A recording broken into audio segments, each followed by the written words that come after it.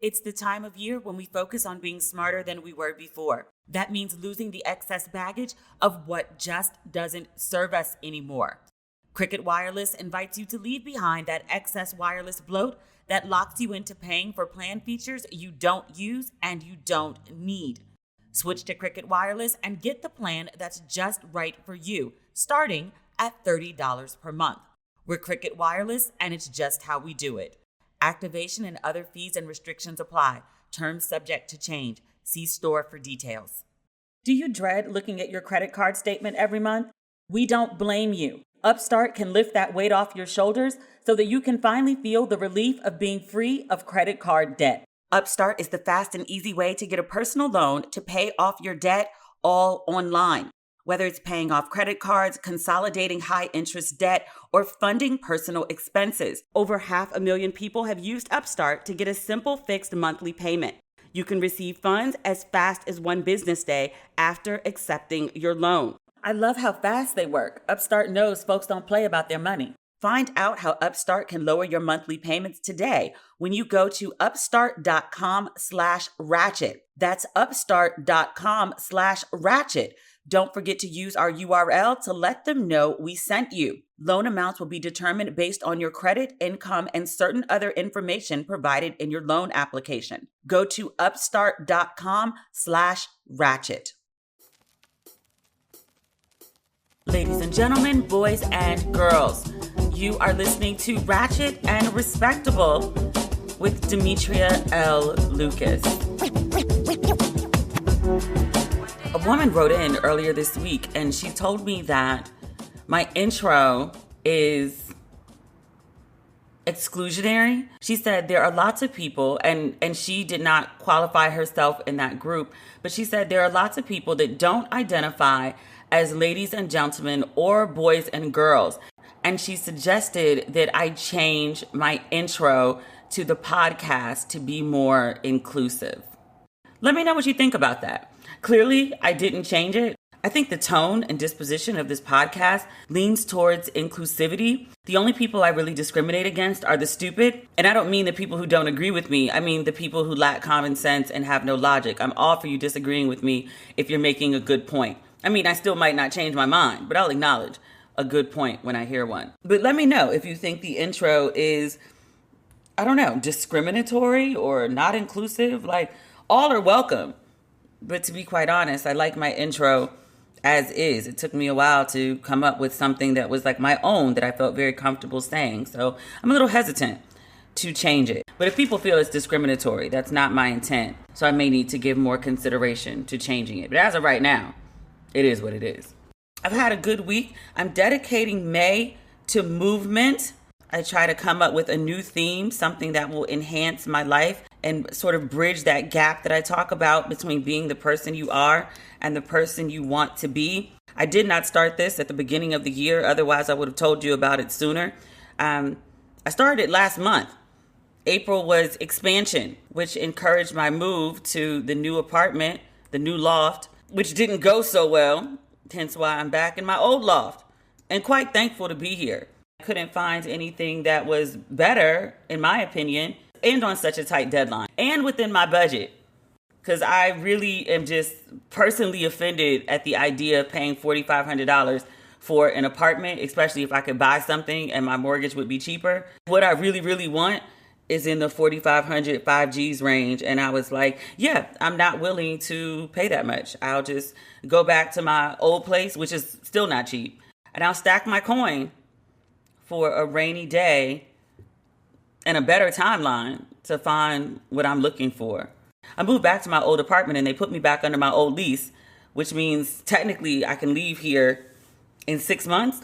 And by leave here, I'm like, I could leave LA, which I keep thinking I want to do, but LA keeps like pulling me in. It's the same dysfunctional relationship I had with New York. Like, I'd be so over that city and then like magical things would happen and like gifted presents would just sort of like fall from the sky and land in my lap and be like, you're not leaving us. Stop it. You belong here. Because I'll really sometimes be heavy on this, like, I'm moving to Atlanta. I'm out. Especially after the apartment fiasco. I really thought about moving to Atlanta. And I was like, you know what? Since I got to find a new place anyway, and they'll let me out of my lease, and my stuff is still in boxes, why don't I just put them on a truck and head south? It crossed my mind. I was like, I have no husband and I have no kids. I got freedom. I don't have to be responsible. Which that realization is so damn freeing. I'm still like overly responsible. But still, the realization that I don't have to be, that I can really just fuck off and there's no one to be accountable to, my God. These are good problems. But as you see, I did not move to Atlanta. I'm still in LA. And another little gift, actually a couple of them, have landed just neatly in my lap in the last 2 weeks. And I'm just like, well, now I'm stuck here. At least for a year past November. I said when I moved here, I was going to give it 4 years, the amount of time it takes to get a college degree. But I was like, I'll give LA a minimum of 4 years. And if I can't figure something out in that time and then be able to live somewhere else and be fine. Or I don't figure it out and I gave it a good heave-ho and then I'll go figure out something else in another place. So we've done 2 years in LA. I think I'm going to have to pull out at least another 2. So we'll see. We shall see. But that's not the point. The point is, we're talking about made for movement. Because expansion, I was so excited. That's so fucking bomb. Sorry, I'm stuck on it.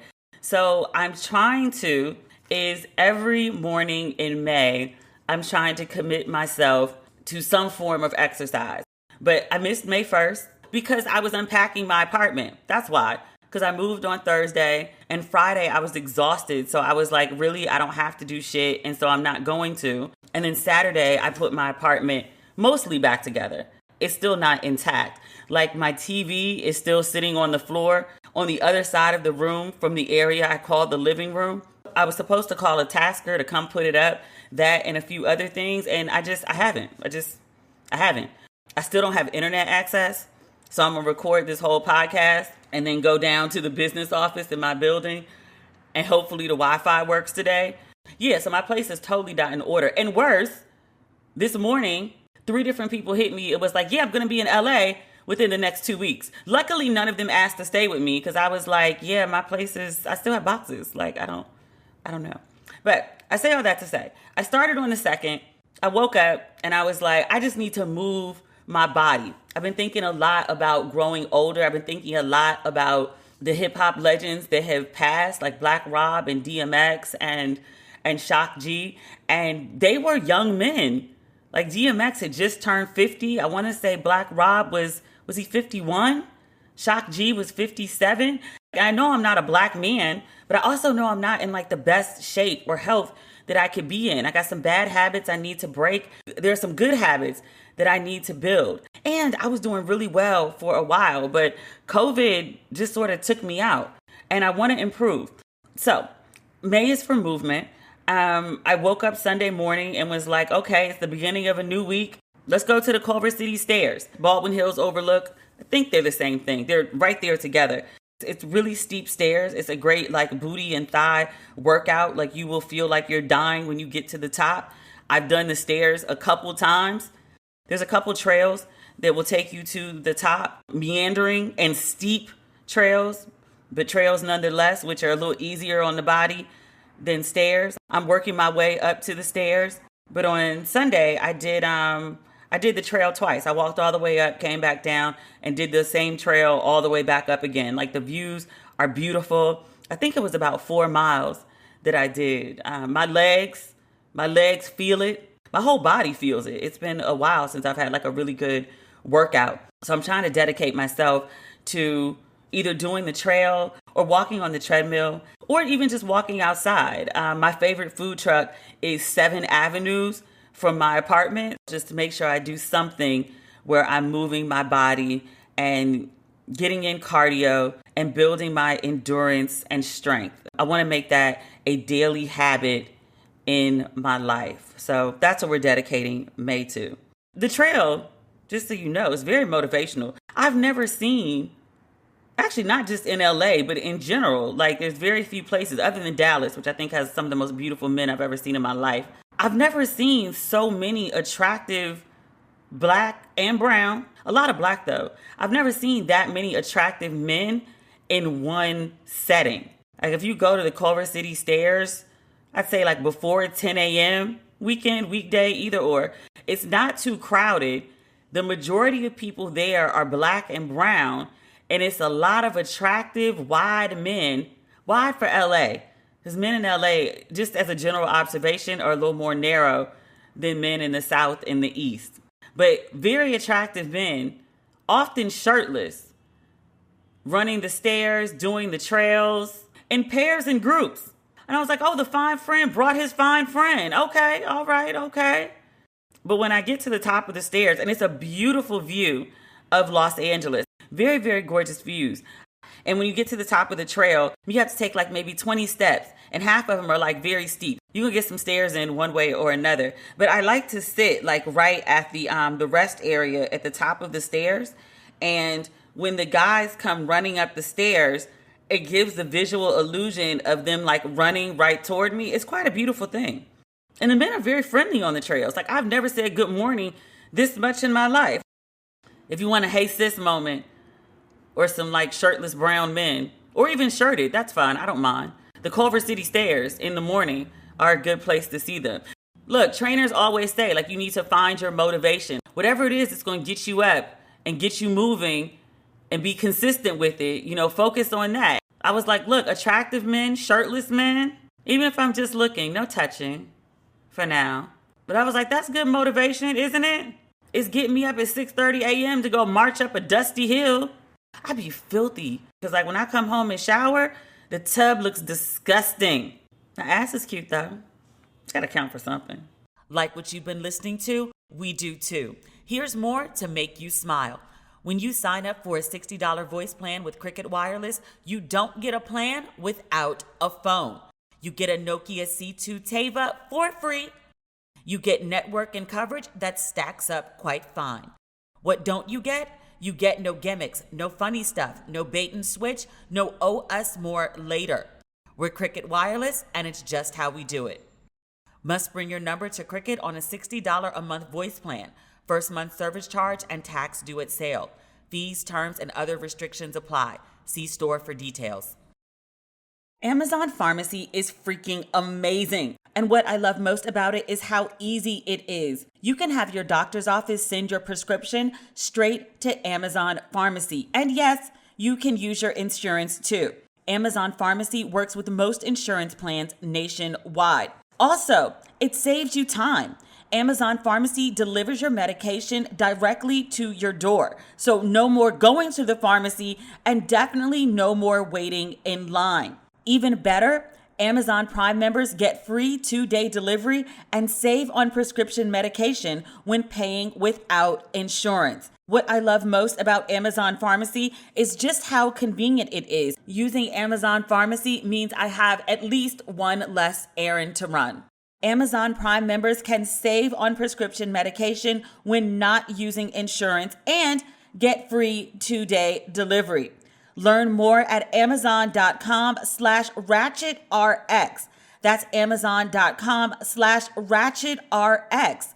Amazon.com/ratchetrx. I ran a bunch of errands yesterday. A bunch. I got my car washed. I went to the bank. I went to 2 different grocery stores. I also went to the post office. I was standing in line at the post office. I have a P.O. box. That's the address I use for all the shipments. And, when people are just sending me random things. But I had my little slip in my P.O. box or whatever. So I had to take it to the front. There was a guy at the window already, a white guy. And there was an Asian guy in front of me. And as I was standing there, a white guy came up behind me. He walked up. There was only one postal worker at the desk. Black dude, I say maybe in his 50s. You never know with black people. But he could have been 60. Who really knows with the blacks? The white guy who was at the counter was upset because he didn't have his proper ID, I guess, to pick up something or send something. I don't know what it was, but he didn't have his ID, and ID was required, and he was going back and forth with the post office worker.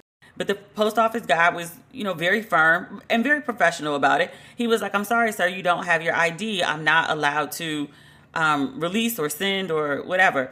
So the guy gets really upset, and he was like, I don't know why I'm arguing with a stupid nigger anyway. The Asian dude in front of me was like, the fuck? And I was like, wait, what? Because I couldn't believe I just heard it. And the white guy behind me was like, the fuck? So the guy gathered up his stuff and walked off in a huff.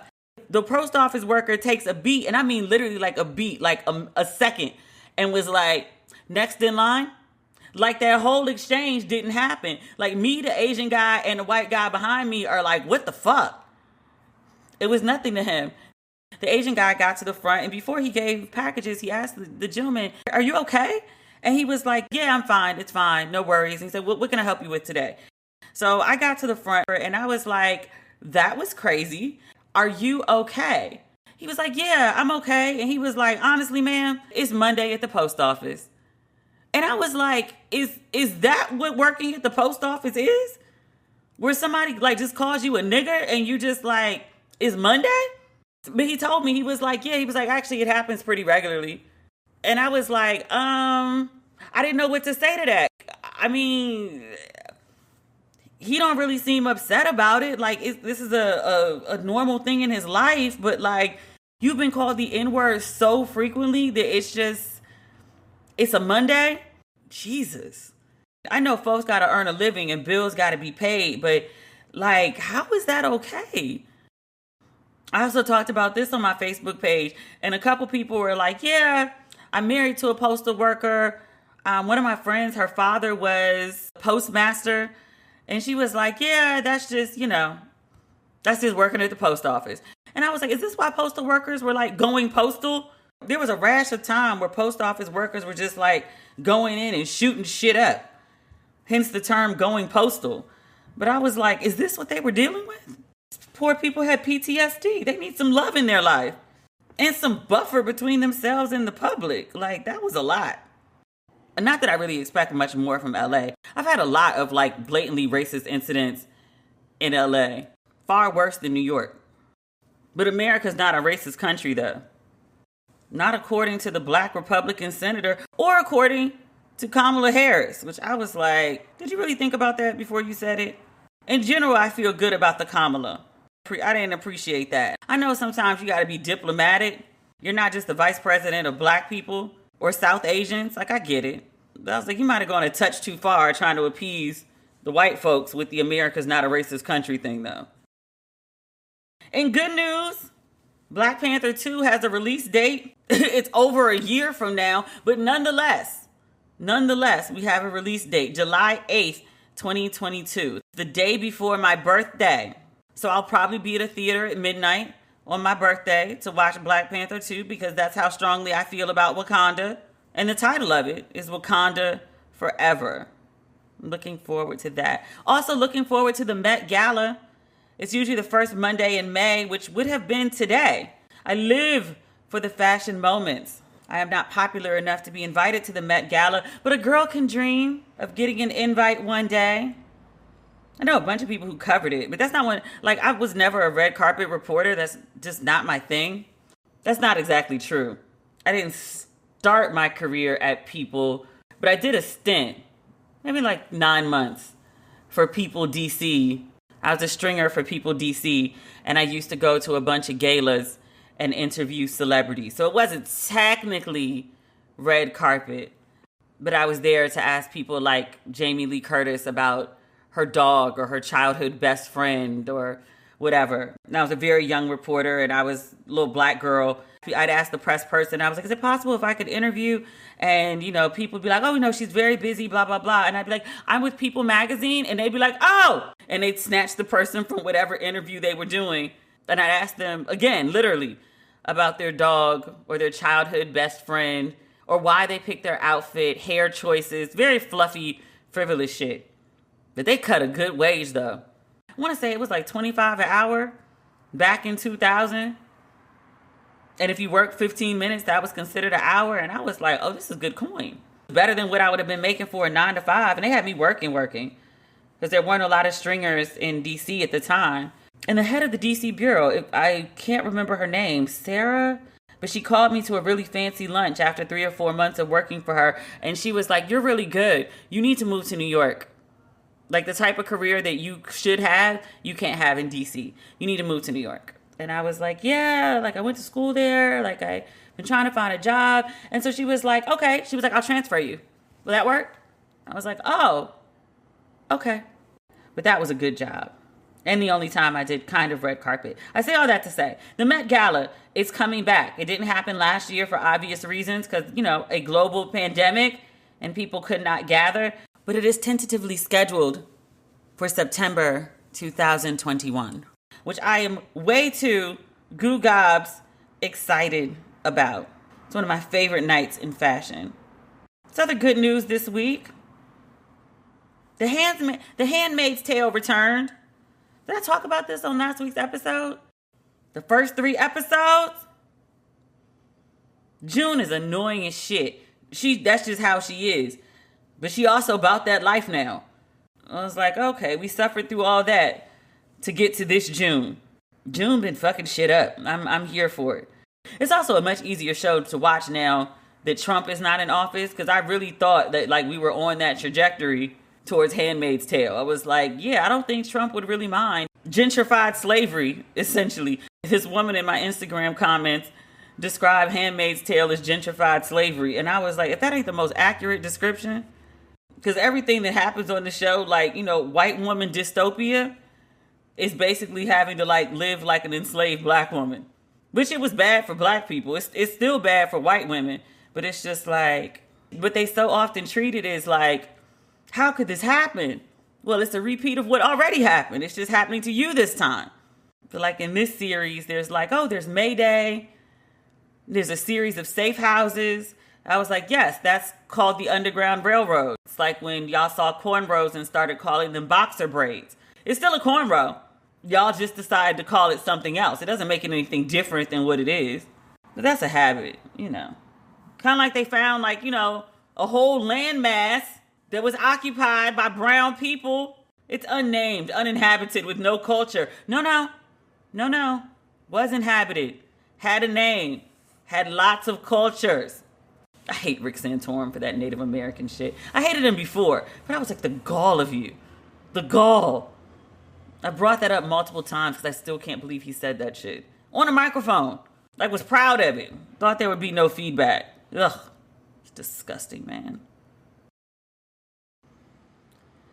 Michael B. Jordan has a new film, Without Remorse. It's an adaptation from a Tom Clancy novel. I didn't read the novel. I can't tell you anything about it. It was an okay film. It's an action flick. I think I summarized it as a bad thing happens to a snack and he keeps taking his shirt off while he seeks revenge. Or a justifiably angry black man exclusively kills white people for about 2 hours, which is essentially what the film is. Lauren London plays his wife in the film. She's in it for generously 5 minutes. As far as action flicks goes, it was fine. It's no Die Hard. It doesn't have any memorable one-liners, but it does have a memorable scene. There's a prison scene where Michael B. Jordan has this whole fight with his shirt off, which, bless yourself, watch it in slow motion so you can see like all the angles, particularly the ripples in his back when he's fighting. My God. And he's wet too. Like he splashes water on himself. It's not the same effect as baby oil, but he glistens. He glistens nonetheless. He got like 20 abs. He's very wide. I think he's actually more cut here than he is in Creed. Which the slow-mo in Creed when he's running through the desert, I gasped in the theater. Because I was like, my God. But he looks great. If you're looking for something profound, this ain't it. If you're looking for one-liners, this ain't it. But if you like Michael B. Jordan and you just like looking at him and you like him when he takes his shirt off and you like a good explosion, it's a good film to watch. Oh, can we talk about Yandy and Mendeecees? Yandy from Love and Hip Hop and her, is he legally her husband? I know they had a ceremony, but then I also know because he was headed to federal prison that she didn't turn in the actual marriage license. You got 30 days to do it in New Jersey and New York. And if you don't, then you just had a ceremony. You're not really married. So I don't know if they're legally married or not. But that's not the point. The point is he went to federal prison for 4 years. And Yandy, who was the mother of, I believe, 2 of his children, she stuck by him. We've heard no stories of Yandy stepping out or any shenanigans while he was away in prison. She protested outside the prison at one point for prisoner rights. But they are currently on a show called Couples Retreat. I'm reading from hot97.com. During the show, the couple was asked if they have insecurities in their relationship. Mendeecees said no, but Yandy said she felt that she was in prison when he was locked up. Mendeecees said he felt that Yandy didn't reach out to him enough while he was behind bars, while she says they spoke on the phone every day. Yandy said during the 4 years he was locked away, she held everything down, taking care of the kids and running her businesses. She asked him, "Do you understand what my life is like? I'm raising 2 babies. I'm running 5 companies. But you want to talk about emails and calls. Talk about how all these bills are going to get paid." Yandy asked him if the roles were reversed, would he have held her down? This is where shit goes left. Mendeecees says, if the shoes were on the other foot, I don't know what I would be able to do. Really, nigga? Really? She held you down during a federal coke charge. You were supposed to be locked up for 8 years. You got out in 4. She, the mother of your children, was willing to hold you down for 8 years. 4 was the short stretch. She did that. There's no question as to like, would she do that? This is not a hypothetical. She did that for you. And then when asked, with cameras rolling for a nationally televised show, you didn't at least have the decency to fucking lie and not embarrass the fuck out of her and make her look crazy? And actually, I don't think she looks crazy. I mean, I wouldn't necessarily stand by somebody who's going to prison for 4 years. Not unless I directly benefited from their drug trade. Like if I was running multiple companies and their drug money was what helped me launch said companies, I might do it on GP. I wouldn't be able to do it just on love alone. There would have to be multiple tie-ins for me to do it where I felt like I owed it to you in some sense. But she held him down. She's still holding him down. And then when asked, like, would you do the same? I don't know if I'd be able to do it. Nigga lied. Lied. Even if you got to go back afterwards and be like, okay, so remember when they asked me that question on camera? Here's the truth. You don't embarrass your person like that. We keep hearing these stories. There was another story we talked about recently. Oh, with Derrick Jackson and his wife sitting up there with the bonnet and no bra. You don't embarrass your person like that. You don't do that to your person. That's not right. That's not right. Everyone knows this woman held you down. Everyone knows this woman sacrificed to be with you. And then you're going to get on national TV and be like, yeah, I don't know if I do the same. So you want a ride or die chick who you not willing to ride or die for? Why the fuck should she be that for you if you're not going to be that for her? I guarantee you she did it, 1, because they've been together forever. 2, they have children together. He's the father of her kids. She loves him. But also, most importantly, because she felt he would do the same thing to her. She wanted to be ride or die. She wanted to show the loyalty that she thought that she would get from him. So you put your life on hold for 4 years. Because when you're with someone, by all accounts, I've never dated anybody in prison. I don't have any immediate family members that have been in prison. But by all accounts, for people who have those situations, they're like, when your person, when your son, your father, your family member, your loved one, your intimate partner relationship, whatever that looks like, when they are locked up, you are locked up too. She did a 4-year bid with you. She raised your kids solo without you, was still there. I remember the limo picking him up from prison. I don't know if I could have done the same for you. Really? Yandy sat there and cried on TV, and I was like, I feel you. My heart broke for her when he said that. She didn't deserve that. Not after she held him down the way she did. Now, I didn't personally think she should have held him down, but that's just my personal thing. She grown. She made the choices that she made. And I saw people being like, well, you know, that was her choice to do it. She should have done it out of love. She shouldn't have done it with the expectation of reciprocity. You shouldn't be doing things for people just so they could do them for you. Like, if you want to, like, do something like a one-off sort of thing for somebody, just because you feel like being nice, but to put your life on hold for 4 years in your prime, for a dude to turn around and tell you on national television, I don't know if I do the same for you. That's your wifey, the mother of your children, who's been holding down not just the children she has with you, but the child you had with another woman. She went above and beyond and got, I don't know if I would have done the same for you.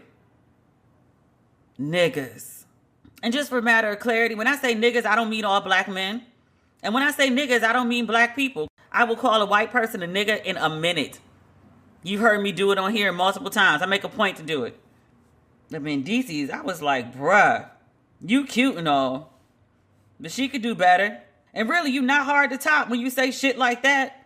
I mean, you're like peak trifling. All he got to do is not be that level of trifling and be cute. Cute's a dime a dozen. Can you also not be that level of trifling? Can you peak at an 8? Because you're at a 10, bruh. Can you be real cute and can you peak at like an 8 of trifling? She's doing better.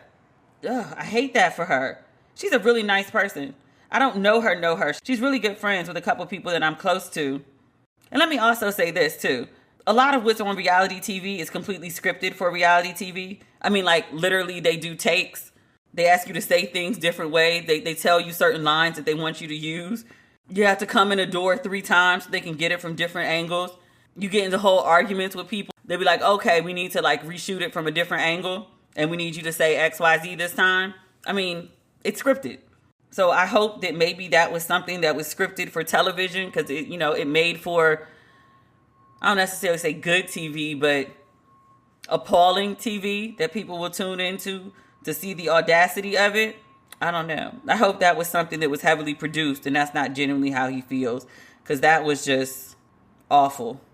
I used to think my skin goals were unattainable. I had some patchy spots that I really didn't like.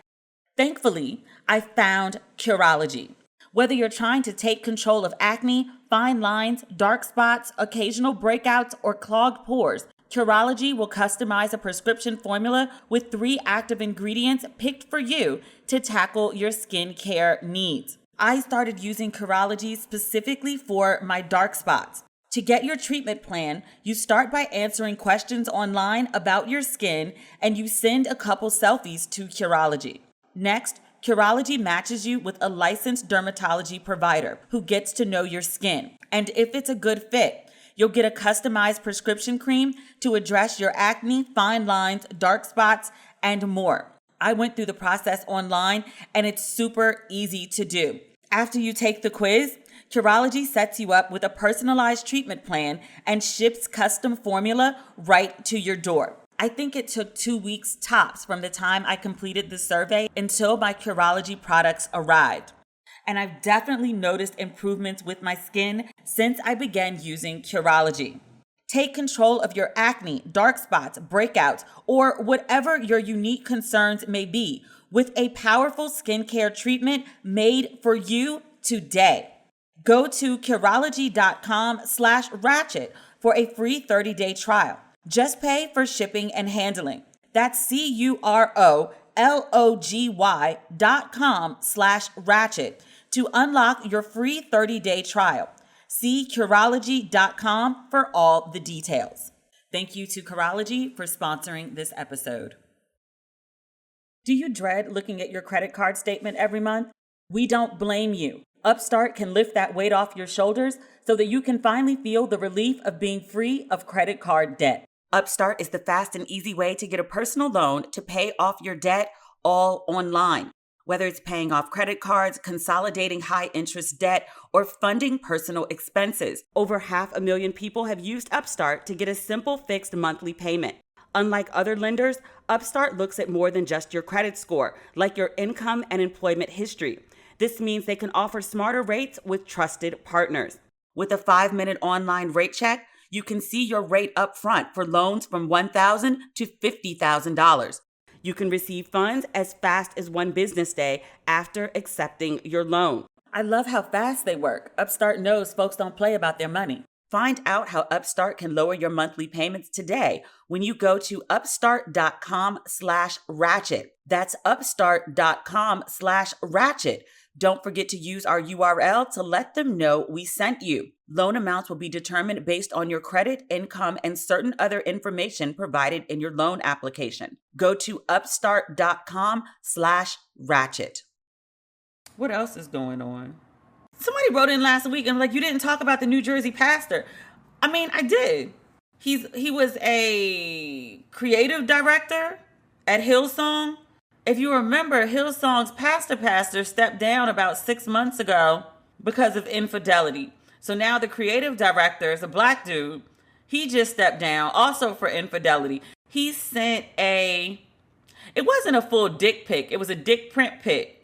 He had on white spandex, I guess, leggings. I don't know if there's a different word for it when men wear them, but if a woman had them on, it'd be called leggings. But the Daily Mail ran an article and a picture of the pastor, a well-built man, a married man, a father of two, by the way. I think that's important. But he sent out this picture of himself in these, tight white pants with a visible dick print, allegedly, because the Daily Mail blurred it, but it was a big blur. I was like, that is much pixelation, much pixelation. I went on Twitter looking for the unblurred photo because, I'm that type of nasty, and Twitter didn't have it. And I was like, this is not the Twitter that it used to be. Twitter is falling off. They used to have all the filth. But he sent this picture of himself DM'd it to a woman who had volunteered for the church. And I think from context, it seemed like she didn't respond. And he hit her up and he said, I'm sorry about the picture. I was trying to send it to my close friends group. I don't know how you got added, but sometimes I send out, quote, real raw shit. I was like, you the creative director of a very popular church, and you talking about you send out real raw shit, pictures of your dick, essentially, to a group of friends? So he apologized to the woman, and they had an exchange about it where it seemed like she was, laughed it off. And then she came back later and read him for filth and was like, basically you're a perv. Let me see if I can find a letter. She said Darnell, because his name was Darnell Barrett. He is 32. By the way, what does a creative director do at a church? I'm not familiar. I don't be in church like that. I used to be, but they had a pastor, co-pastors, deacons. I don't know what a creative director is. But the woman responded to him. She said, Darnell, I'm not going to lie. I blocked you for a second, but I've decided I need to say something to you. First off, I'm insulted that you would think I wouldn't understand what you're doing, but I'm not fucking stupid. For you to go out of your way to make it seem like you accidentally added me to your close friends and then went out of your way to message me about it, knowing that would make me go look, is bullshit. Obviously, what you wanted me to see were the shirtless photos and the outline of your dick. Let's not play and act like that wasn't the point. Your messages to bait me into seeing your, quote, raw shit are obvious. I know what you're doing. Do not insult me. I see you very clearly. So somehow the picture went from her DM to a feature story on the Daily Mail with the photos. Man was quite outraged. And I saw some people say, well, you should give him the benefit of the doubt. Maybe it was an accident. Sometimes people do add people they don't intend to close friends. And I was like, what close friends does a married man, father of two, have? What kind of group is this where it's acceptable to send dick print pics? I could see if he was sending them to his wife. The marriage bed is undefiled. That's how you want to keep your marriage spicy? Go for it. That's not my business. But you a whole married husband and father sending out dick print pics to a group of close friends? Who are these close friends? How close are they? What kind of activities do y'all engage in together? Because you send me some dick print pics, I'm thinking you trying to show me your dick, you trying to fuck.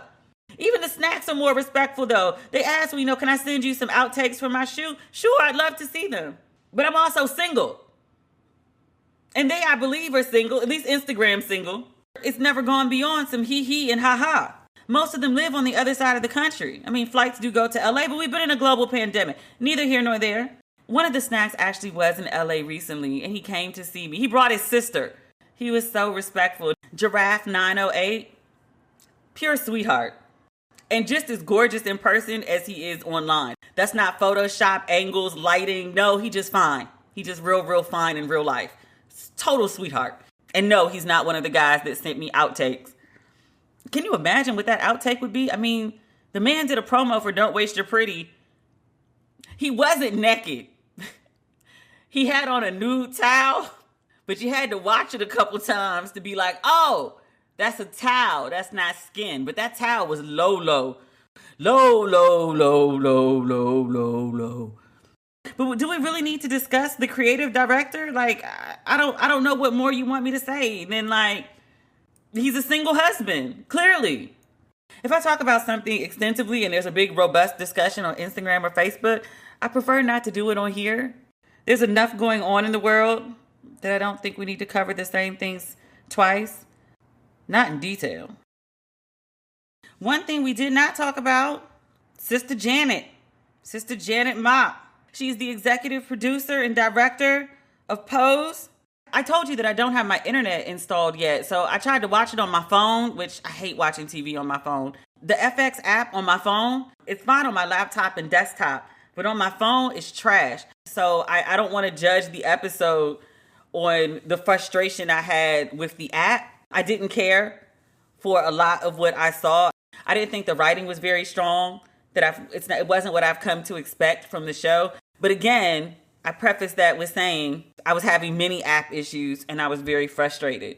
But there was a premiere for the 3rd season, and Page 6 described it as, my friend Carlos Greer is the writer of this article. I've known him for years. He said Janet Mock left co-stars, network bosses, and reporters stunned at the show's premiere party on Thursday night by ad-libbing a wide-ranging and flabbergastingly fiery, it's good writing, flabbergastingly fiery speech, a 15-minute speech.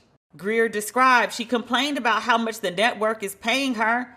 She says, "Why am I making $40,000 an episode? I am angry."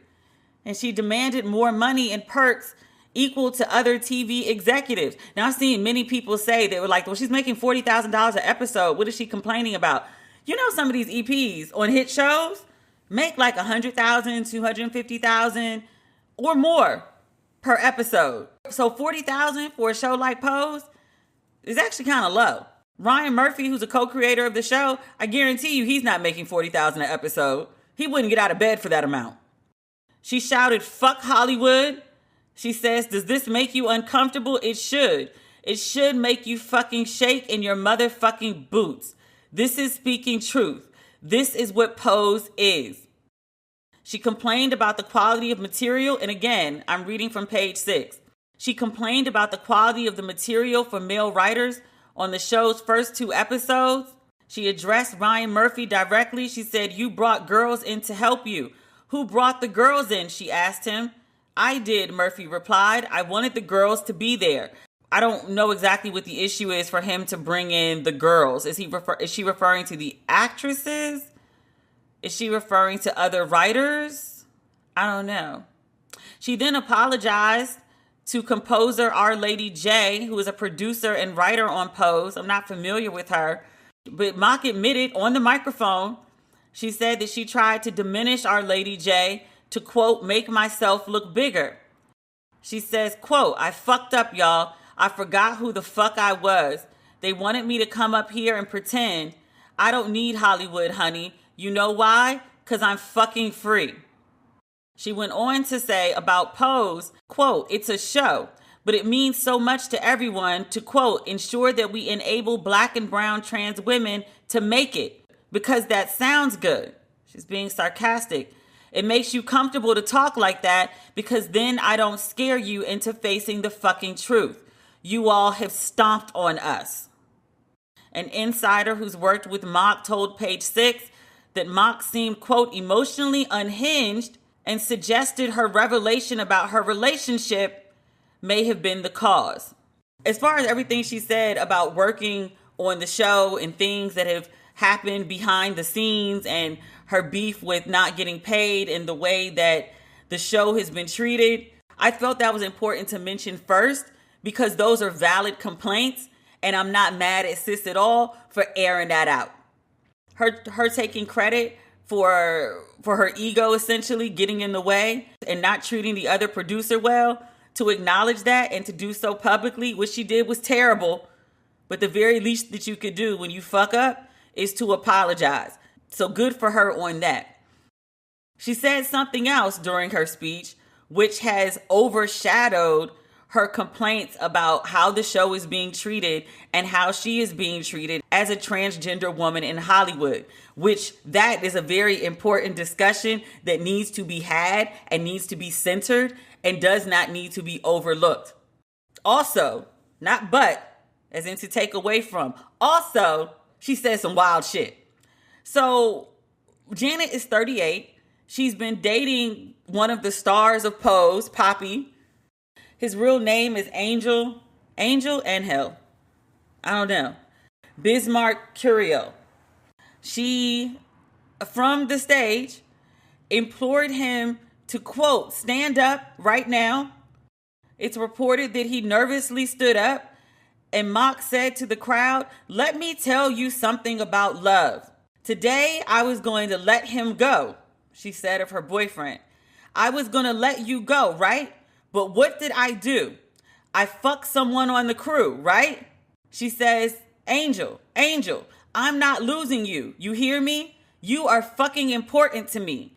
I don't want to live in a house alone. I want you. You motherfucker. Right there. That's who I want. I'm getting what's mine." Ma'am, that's abusive and fucking terrible.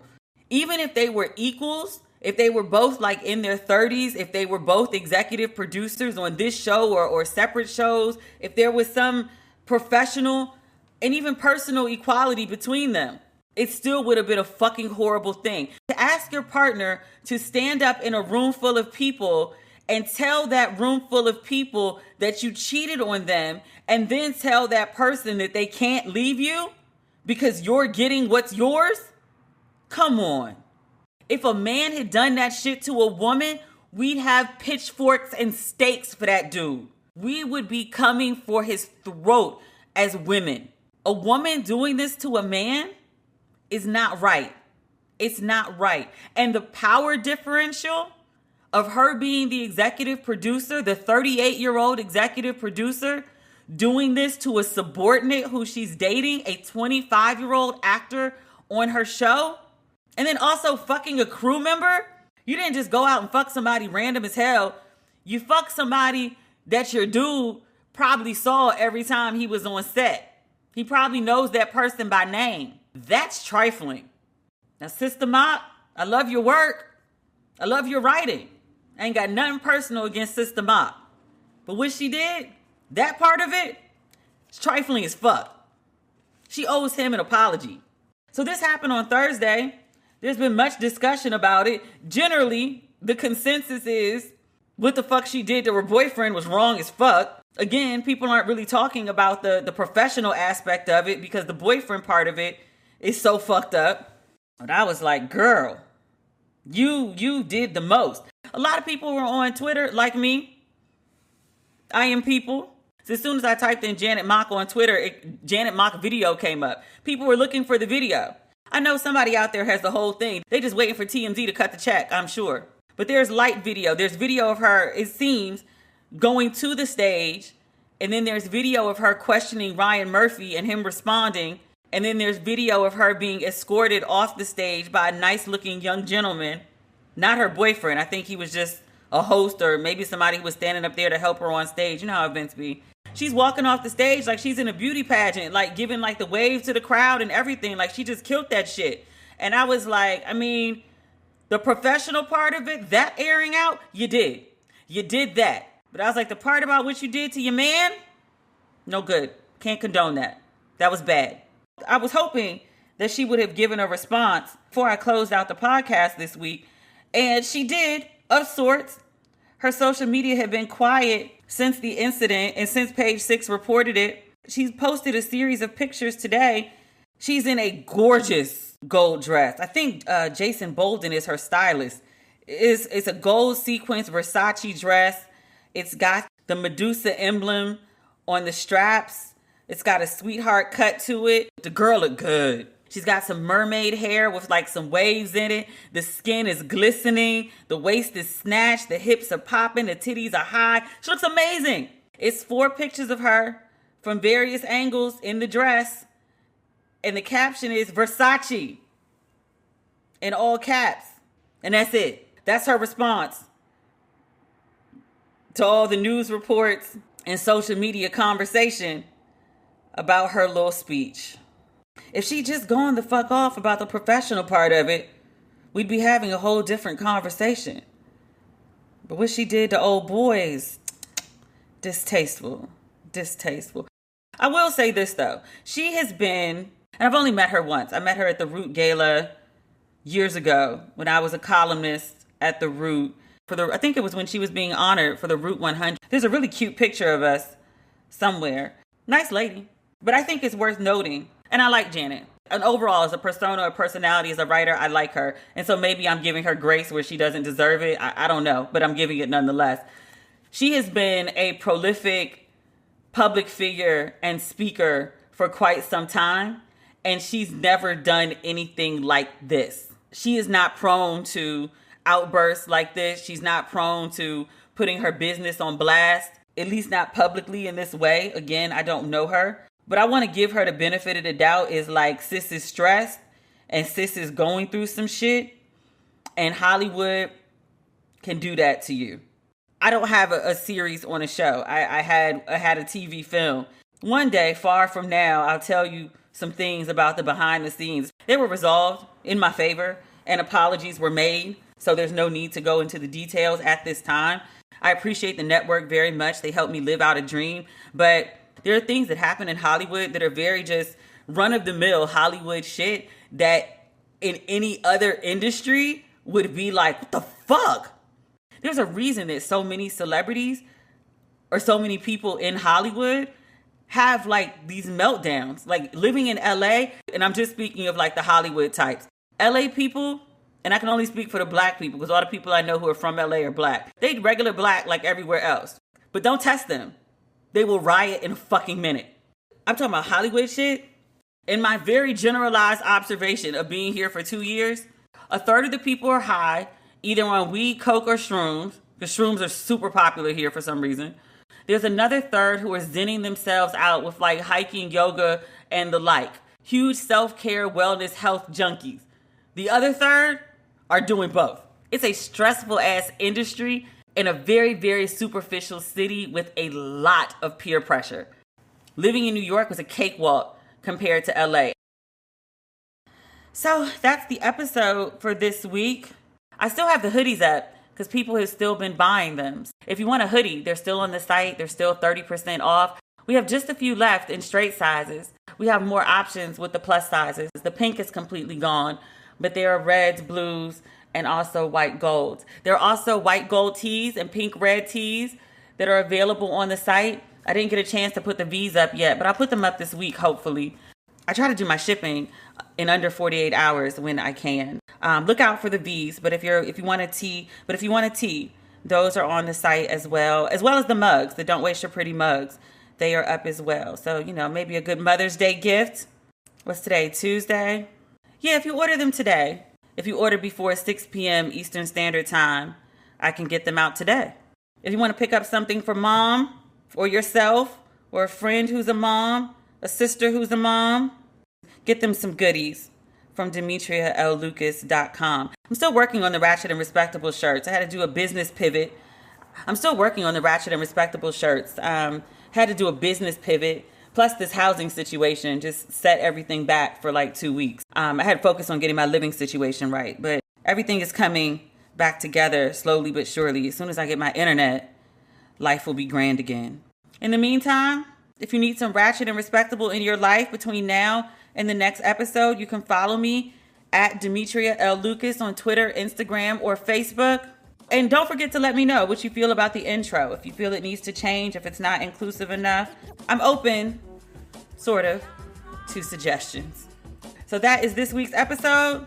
We'll talk again on Friday. Okay, bye.